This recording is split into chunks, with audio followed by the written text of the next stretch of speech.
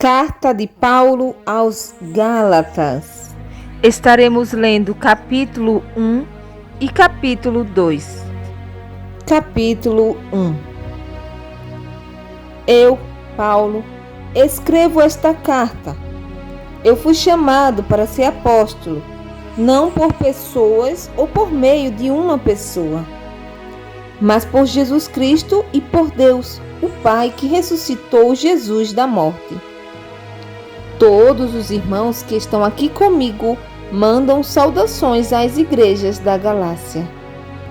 Que a graça e a paz de Deus, o nosso Pai, e do Senhor Jesus Cristo estejam com vocês. Em obediência à vontade do nosso Deus e Pai, Cristo se entregou para ser morto, a fim de tirar os nossos pecados e assim nos livrar deste mundo mau. A Deus seja a glória para todos sempre. Amém. Estou muito admirado com vocês, pois estão abandonando tão depressa aquele que os chamou por meio da graça de Cristo e estão aceitando outro evangelho. Na verdade, não existe outro evangelho.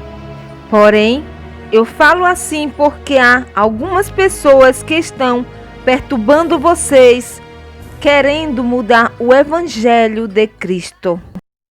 Mas se alguém, mesmo que sejamos nós ou um anjo do céu, anunciar a vocês um evangelho diferente daquele que temos anunciado, que seja amaldiçoado. Pois já dissemos antes e repetimos: se alguém anunciar um evangelho diferente daquele que vocês aceitaram, que essa pessoa seja amaldiçoada. Por acaso eu procuro a aprovação das pessoas? Não. O que eu quero é a aprovação de Deus. Será que agora estou querendo agradar as pessoas? Se estivesse, eu não seria servo de Cristo. Meus irmãos, eu afirmo a vocês que o evangelho que eu anuncio não é uma invenção humana. Eu não recebi de ninguém e ninguém o ensinou a mim, mas foi o próprio Jesus Cristo que o revelou para mim. Vocês ouviram falar de como eu costumava agir quando praticava a religião dos judeus. Sabem como eu perseguia sem dó nem piedade a igreja de Deus e fazia tudo para destruí-la. Quando praticava essa religião, eu estava mais adiantado do que a maioria dos meus patrícios da minha idade e seguia com mais zelo do que eles as tradições dos meus antepassados. Porém, Deus, na sua graça, me escolheu antes mesmo de eu nascer e me chamou para servi-lo. E quando ele resolveu revelar para mim o seu Filho, a fim de que eu anunciasse aos não-judeus a boa notícia a respeito dele, eu não fui pedir conselhos a ninguém. E também não fui até Jerusalém para falar com aqueles que eram apóstolos antes de mim. Pelo contrário, fui para a região da Arábia e depois voltei para Damasco.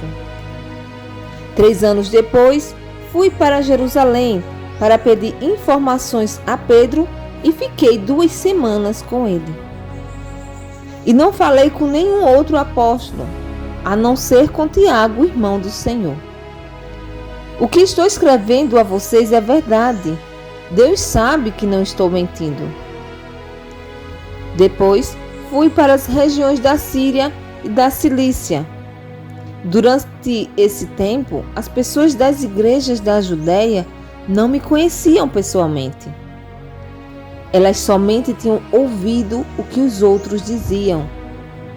Aquele que antes nos perseguia está anunciando agora a fé que no passado tentava destruir. E louvavam a Deus por minha causa. Capítulo 2.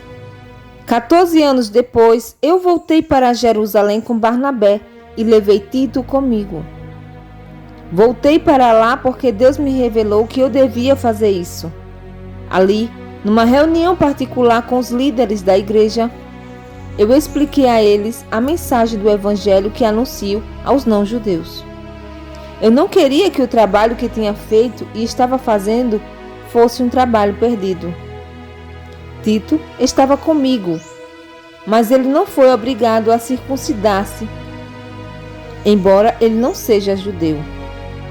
Porém, alguns tinham se juntado ao nosso grupo, fazendo de conta que eram irmãos na fé e queriam circuncidá-lo. Eram homens que tinham entrado para o grupo como espiões a fim de espiar a liberdade que temos por estarmos unidos com Cristo Jesus e para nos tornar escravos de novo. Mas em nenhum momento nós cedemos, pois queríamos que vocês tivessem o verdadeiro evangelho. E aqueles que pareciam ser os líderes da igreja, digo isso porque para mim não importa o que eles eram, pois Deus não julga pela aparência. Aqueles líderes, repito, não me deram nenhuma ideia nova. Pelo contrário, eles viram que Deus me tinha dado a responsabilidade de anunciar o evangelho aos não-judeus, assim como tinha dado a Pedro a responsabilidade de anunciá-lo aos judeus. Pois, pelo poder de Deus, fui feito apóstolo para anunciar o evangelho aos não-judeus, assim como Pedro foi feito apóstolo para anunciar o evangelho aos judeus. Por isso, Tiago, Pedro e João, que eram considerados os líderes da igreja, reconheceram que Deus me tinha dado essa tarefa especial. E como sinal de que éramos todos companheiros, eles deram a mim e a Barnabé um aperto de mão.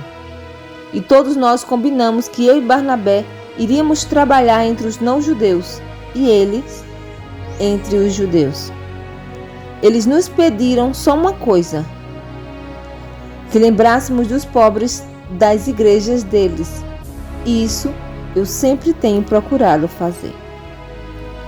Porém, quando Pedro veio para Antioquia da Síria, eu fiquei contra ele em público, porque ele estava completamente errado.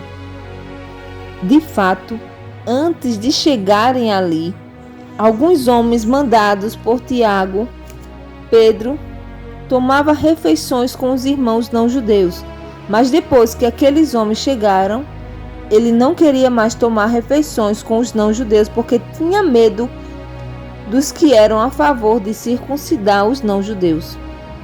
E também os outros irmãos judeus começaram a agir como hipócritas do mesmo modo que Pedro.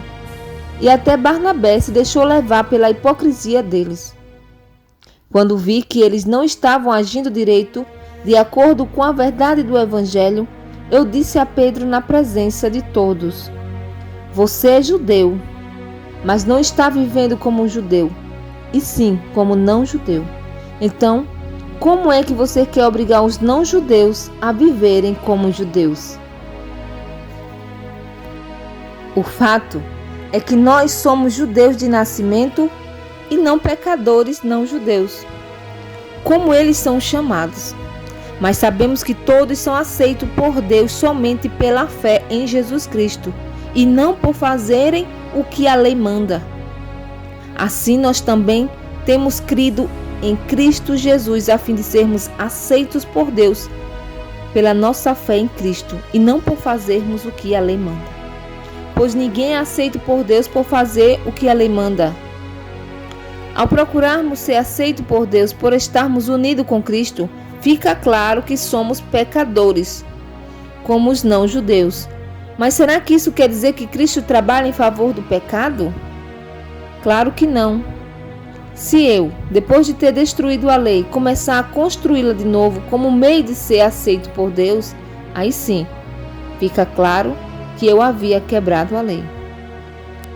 Pois, quanto à lei, estou morto pela própria lei, a fim de viver para Deus. Eu fui morto com Cristo na cruz. Assim, já não sou eu quem vive, mas Cristo é quem vive em mim. E esta vida que vivo agora, eu a vivo pela fé no Filho de Deus, que me amou e se deu a si mesmo por mim. Eu me recuso a rejeitar a graça de Deus, pois se é por meio da lei que as pessoas são aceitas por Deus, então a morte de Cristo não adiantou nada. Amém? Que Deus abençoe a todos e continuemos com a nossa leitura diária da Palavra de Deus.